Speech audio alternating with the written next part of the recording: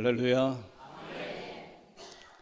한 주간 동안 또 말씀 가운데 발버둥 치며 또 삶을 살아내신 여러분들을 또 존경하며 사랑합니다. 또 비로소 하신 성전에 또 예배 시간을 또 기억하심으로 예배 드리는 귀하신 여러분들의 그 믿음을 또 정성을 하나님이 이 시간 받으시고 기뻐하시되 또한 위로의 말씀을 통해서 또 힘을 주시기를 간절히 소원합니다. 여러분들의 인생을 어떻게 정의하십니까? 몇몇 분들에게 제가 들은 바로는 어떤 분들은 회전목마라 이렇게 표현을 하시더라고요. 인생에 고저가 있다. 올라가는가 싶더니 어느 순간 내가 내려가 있고 또 내려가나 싶더니 또 어느 순간에 나도 모르게 또 올라가는 또 인생의 오르락내리락하는 길의 연속이다. 이런 얘기를 또 설명을 덧붙이셨습니다. 또 어떤 분들은 지뢰밭이다 이렇게 표현을 하시더라고요. 한 걸음 한 걸음 내디딜 때마다 위험하다. 또 언제 내 선택이든 또 나와 상관없는 그런 환경 또 문제들로 인해서 터질지 모르는 그런 것 때문에 참 지뢰밭 같은 인생이다 라고 말씀을 하신 분도 있었습니다. 또 어떤 분들은 카드게임이라고 유머스럽게 표현을 했습니다.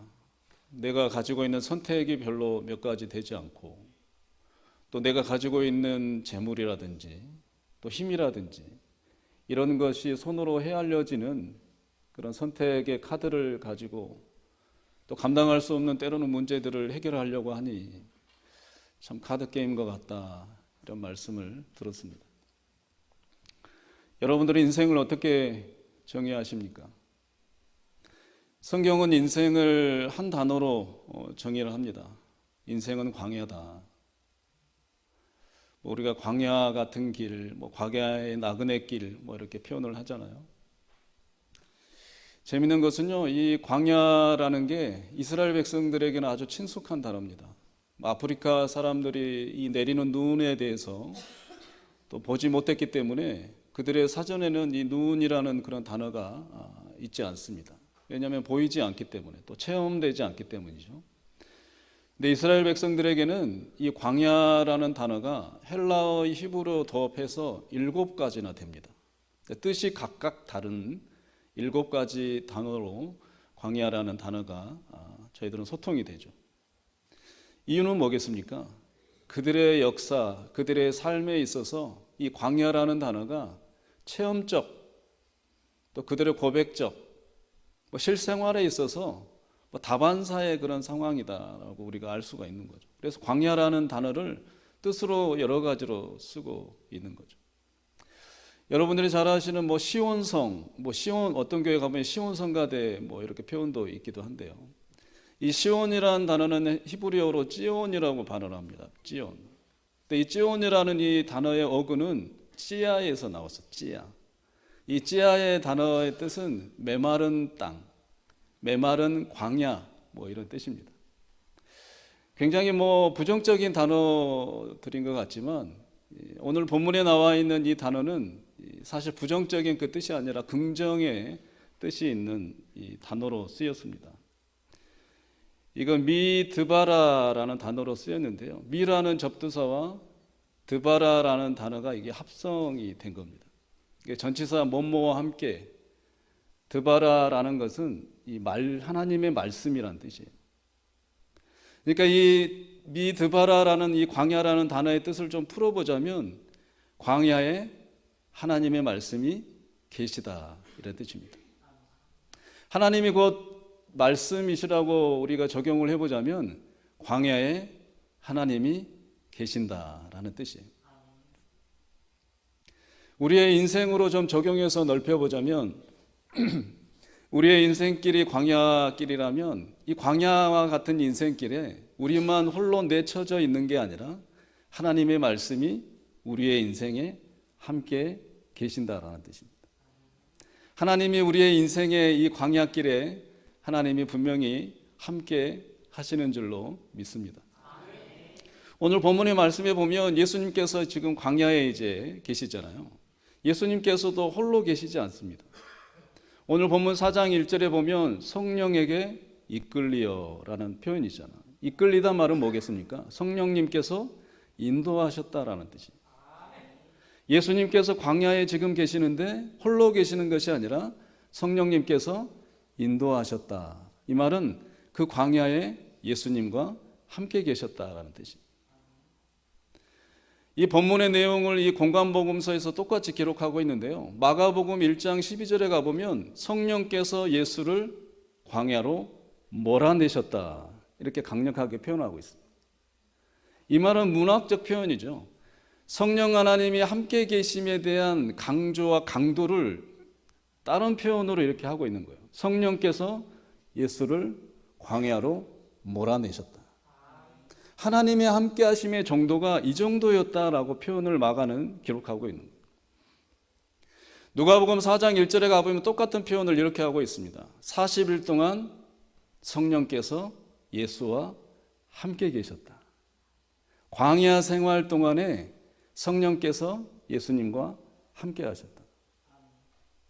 본문에 나와 있는 이 광야라는 이 표현이 서론에 제가 말씀드린 그런 정의 내린 부정적 그런 표현과는 달리 오늘 본문에 쓰여진 이 광야라는 단어는 굉장히 긍정적으로 하나님의 존재하심과 말씀이 함께 있다라고 성경은 기록하고 있습니다.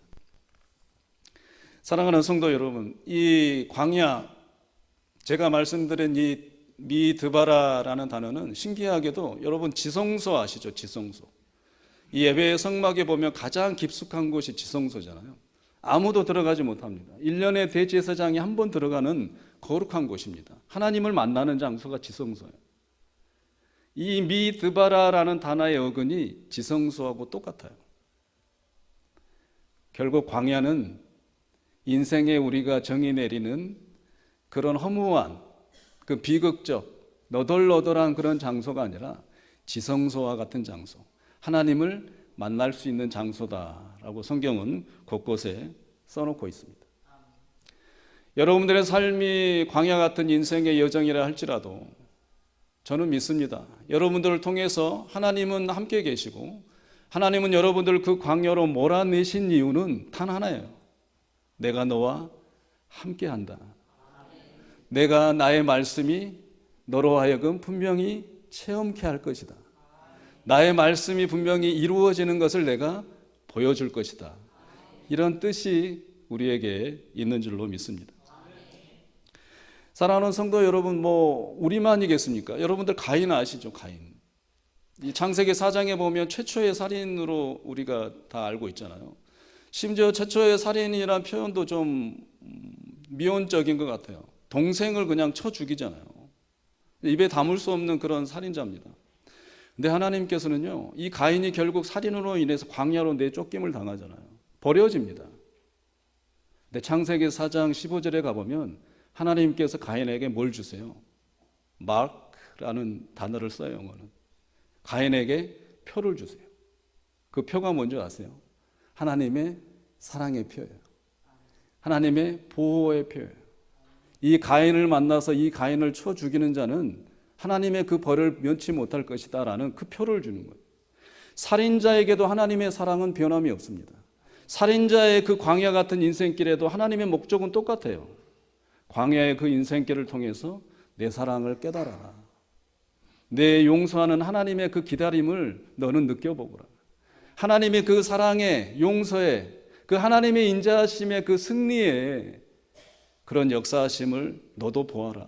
이 살인자에게도 하나님은 그 표를 주셨던 거예요. 여러분, 하갈이라고 하는 여인 아십니까? 하갈은 아브라함의 그 첩이잖아요.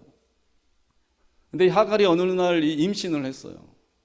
근데 이제 본처 이 사라는 임신하지 못한 상태에서 이 첩이 임신을 했으니 힘이 좀 들어갈 수 있잖아요. 이제 갑질을 했나 보죠. 근데 사라가 참지 못해서 아브라함에게 불평을 합니다. 그랬더니 아브라함이 임신한 이 첩을 집을 나가게 내쫓습니다. 이 하갈이 어디로 내쫓김을 당합니까? 광야로 쫓김을 당합니다. 믿음의 조상이라고 하는 이 테두리 안에서 벗겨져서 광야로 내쳐지는 거죠. 근데 하갈이 그곳에서 누굴 만난 줄 아세요? 천사가, 하나님을 통한 그 천사가 하갈에게 우물을 알려줘요. 물을 마시게 합니다. 그랬을 때 이 하갈이 고백하는 거예요.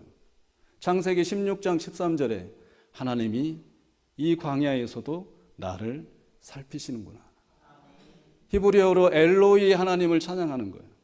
세번역 성경은 이렇게 번역을 합니다. 하나님께서도 이 광야에서 나를 보시는구나. 공동번역에서는 하나님께서도 이 광야에서 나를 돌보시는구나.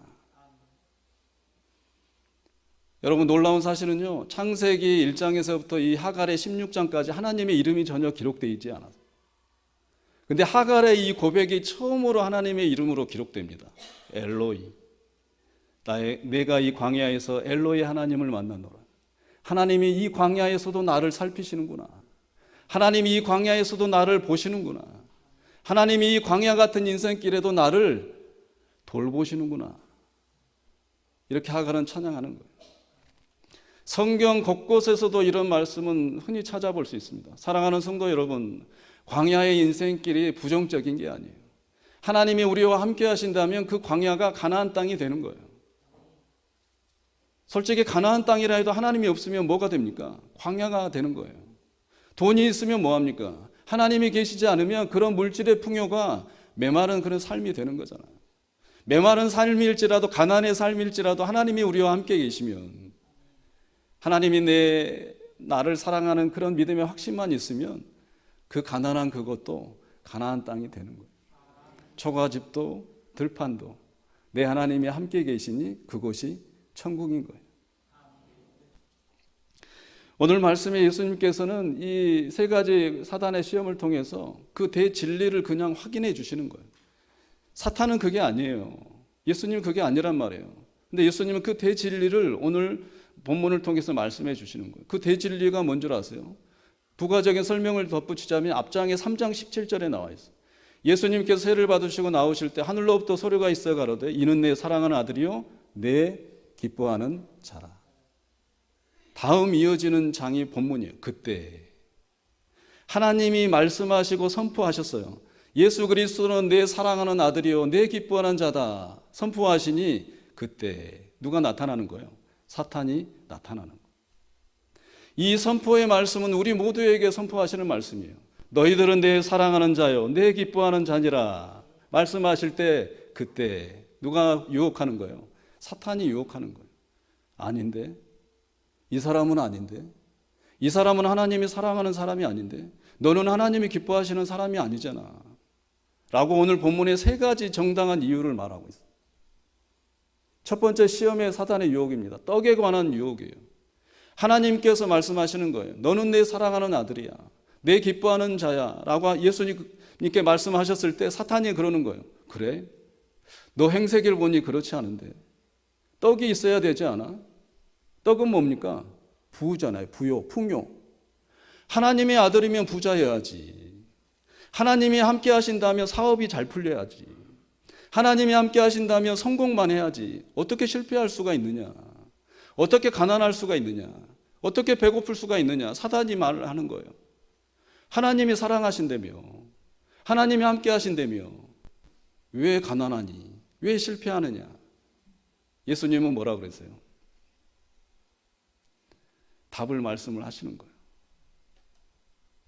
두 번째는 사탄의 유혹, 두 번째는 뭡니까? 성전 꼭대기에 데리고 가잖아요. 성전의 주인은 누굽니까? 예수 그리스도였어요. 하나님의 말씀입니다. 성전의 꼭대기에 예수를 올려다가 말을 하는 거예요. 유혹하는 거예요. 뛰어내리라. 뛰어내리라는 단어는 의지적 선택에 뛰어내림의 단어가 있어요. 내 의지가 제일 먼저라는 거예요. 너의 의지가 곧 하나님의 뜻이다라는 뜻이에요. 교회 안에서 어떤 직분자도 심지어 목사님이라 할지라도 하나님의 목사님의 의견이 하나님의 뜻일 수는 정답일 수는 없어요. 교회 안에서 어떤 직분자도 뭐 봉사를 많이 하고 어떤 역할을 하더라도 그 사람의 뜻이 하나님의 뜻일 수는 없습니다. 하나님의 뜻은 오로지 하나님의 말씀일 뿐이에요.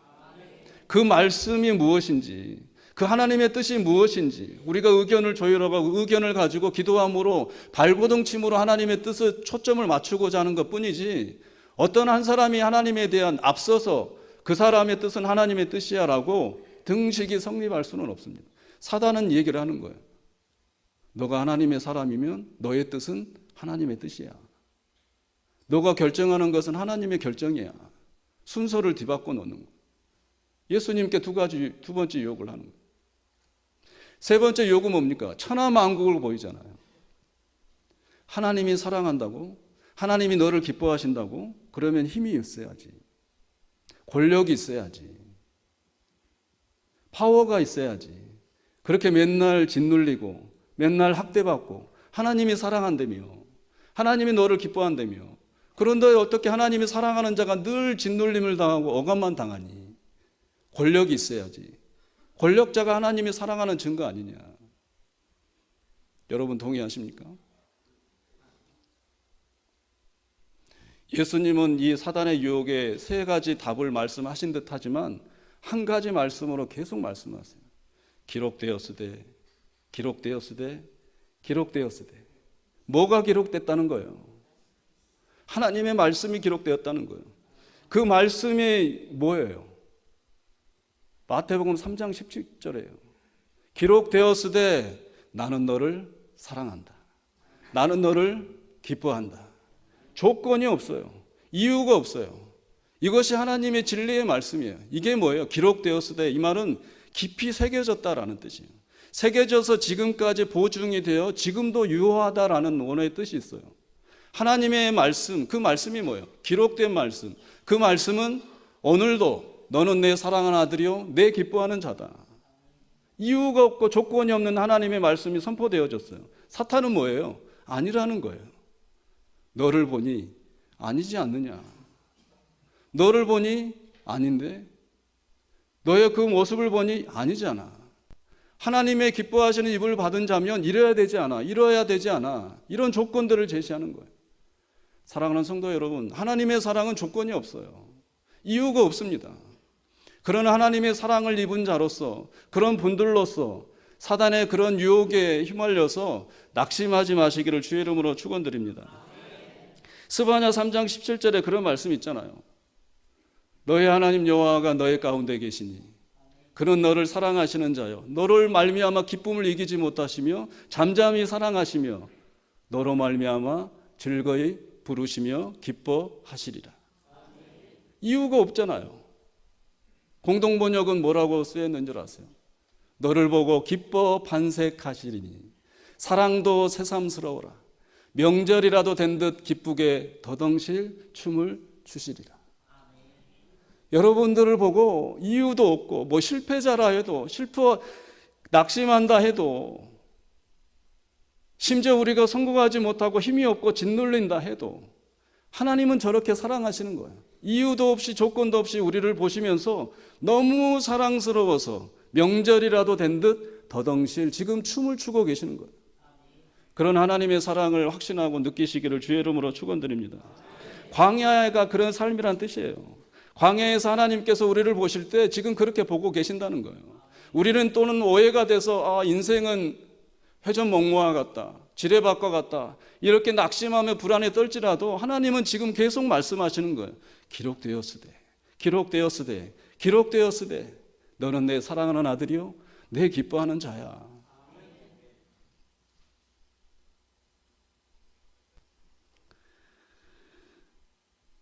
제가 탕자의 비유에 대해서 말씀을 드리는데요. 늘 탕자가 아버지를 배반해서 방황을 하잖아요. 그리고 돌아옵니다. 근데 아버지의 액션이 신기해요. 누가복음 15장 22절에 가보면 아버지가 이렇게 좋은 옷을 입히잖아요. 손에 또 뭡니까? 가락지를 또 끼워주잖아요. 허랑방탕해서 거지 같은 신세였으니 무슨 신발이 있었겠어. 신발도 최고급으로 신겨주잖아요. 그 다음에 뭘 잡습니까? 송아지를 잡잖아요. 소를 잡아요. 그러면서 종들과 친구들을 다 불러서 잔치합니다. 그 집안의 종이 간만에 뭘 하는 거예요? 스테이크를 먹는 거죠. 어떤 종은 레어로 드시고. 근데 중요한 것은요, 아버지가 이렇게 옷을 입히고 금가락지를 끼워주고 신발을 신기는 것은 보상이 아닙니다. 대가가 아니에요.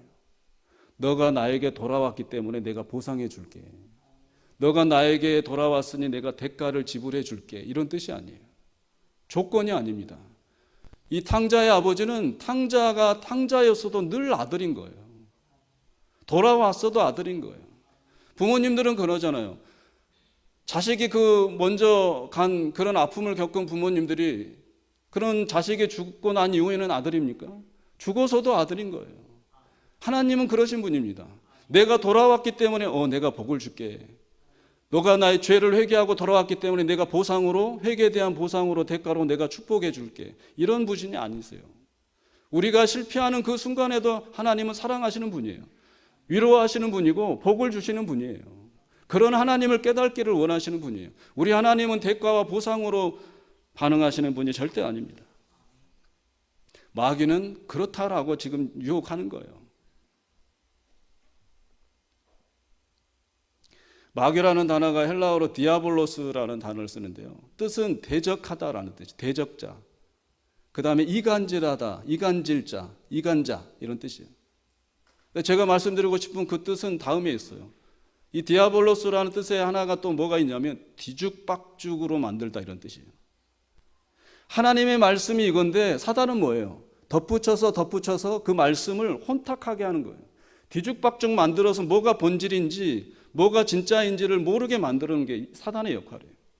하나님은 예수 그리스도는 분명히 말씀하시는 기록되었으되 본문의 4절 뭡니까? 하나님의 말씀입니다. 기록되었으되 하나님의 말씀일 뿐이야. 정답은 하나님의 말씀이다. 7절에 뭐라고 합니까? 너희 하나님을 시험하지 말라. 10절에 뭐라 그래요? 다만 하나님을 경배하고 그를 섬겨라. 뭘 섬겨라는 거예요? 뭘 경배하는 거예요? 뭘 시험하지 말라는 거예요? 기록된 말씀을 시험하지 말라. 의심하지 말라. 혼탁하게 만들지 말라 이 말이에요. 나의 내 백성은 조건 없이 내가 사랑하고 기뻐하는 백성이다.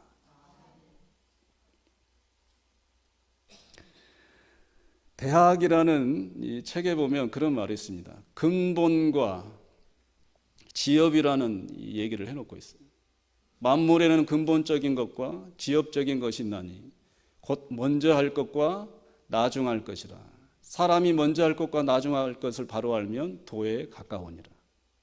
우리나라의 근본과 지엽이라는 단어의 말이 또 있습니다.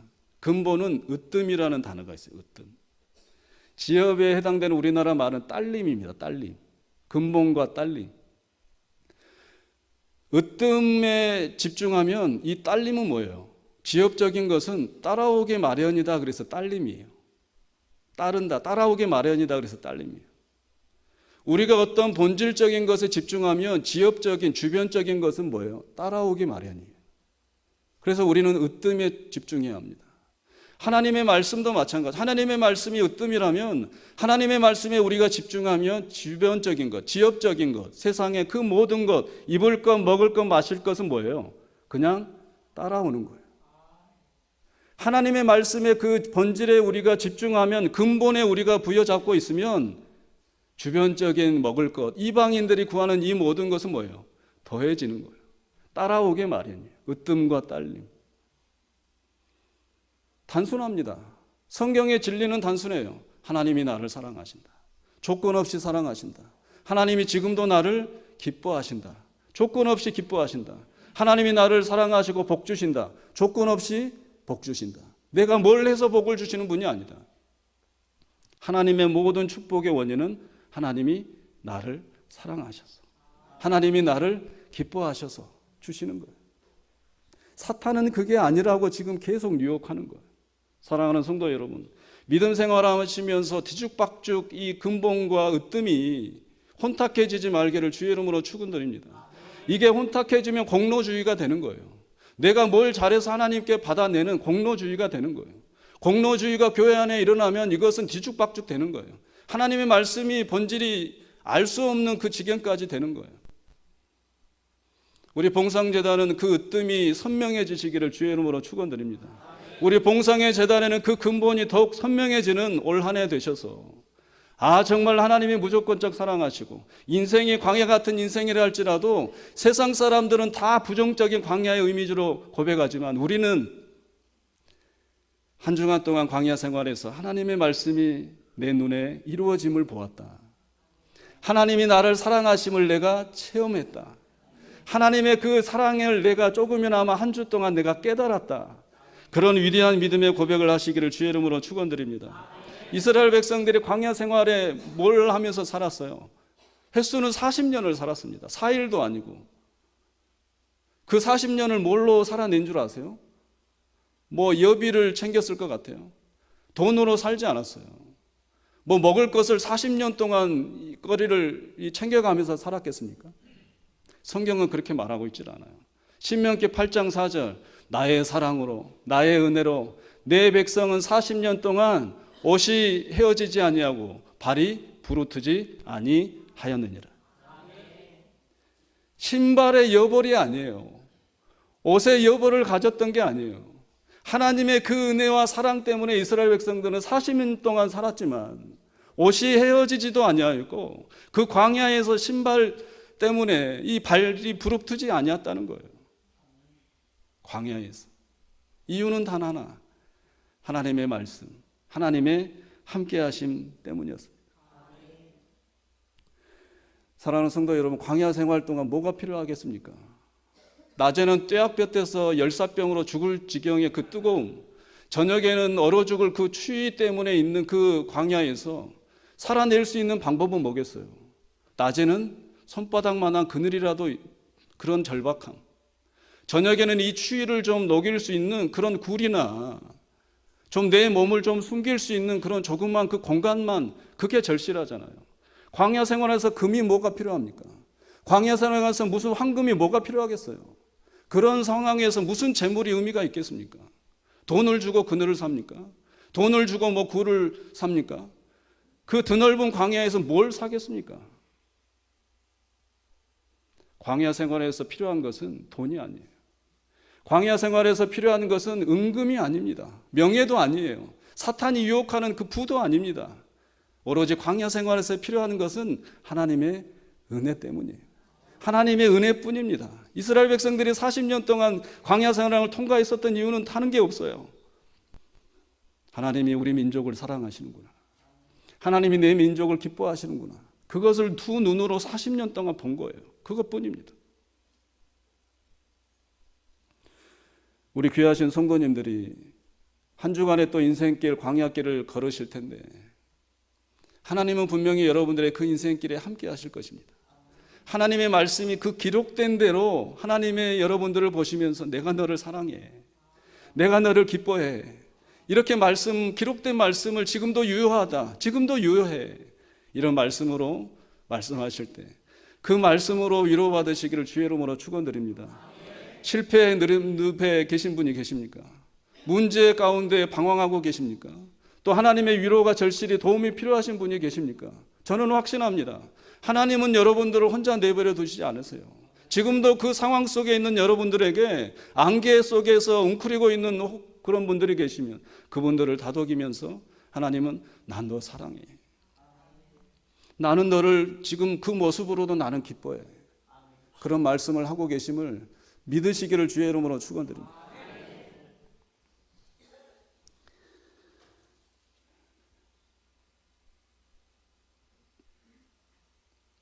저희 아버님이 일찍 이 목회 생활을 조기 은퇴를 하셨습니다. 목회를 하시면서 시골 목회를 쭉 하셨고 교회를 가실 때마다 이제 교회 건축을 하시고 아름답게 짓고 나면 또 임지를 옮겨서 또 건축하시고 안 되면 또 사택 건축하시고 고생하시다가 신장에 무리가 왔어요. 그래서 10여 년 투석을 하셨습니다. 투석을 하시는 가운데에도 목회를 하시다가 도저히 안 되겠어서 조기 은퇴를 하셨죠. 근데 지금은 3, 4년 전에 신장 이식을 하셔서 지금은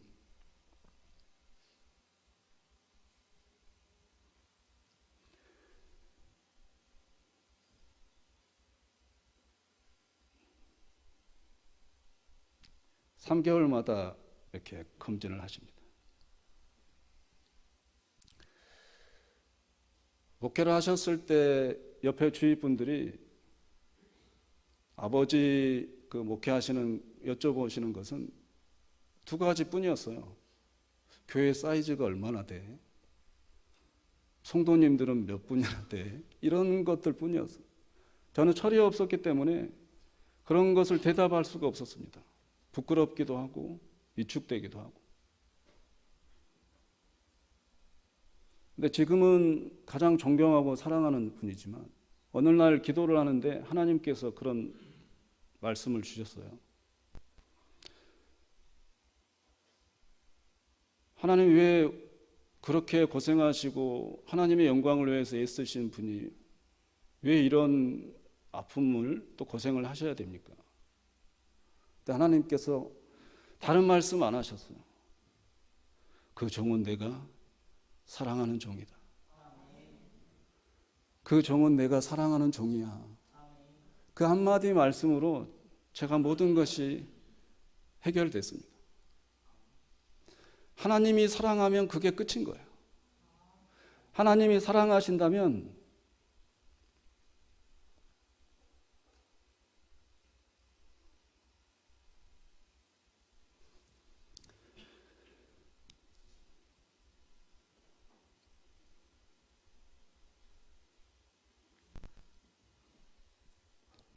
더 이상 말이 필요가 없는 거죠. 우리 성도님들도 힘을 내시기를 바랍니다. 하나님이 우리를 사랑하시고 우리를 기뻐하시니 그게 정답이고 그게 우리의 힘의 원천이고 광야가 가나안 땅이 될 이유가 충분합니다. 그 가나안이 우리 광야가 여러분들의 그런 광야 인생길이 가나안 길이 되시기를 주의 이름으로 축원합니다.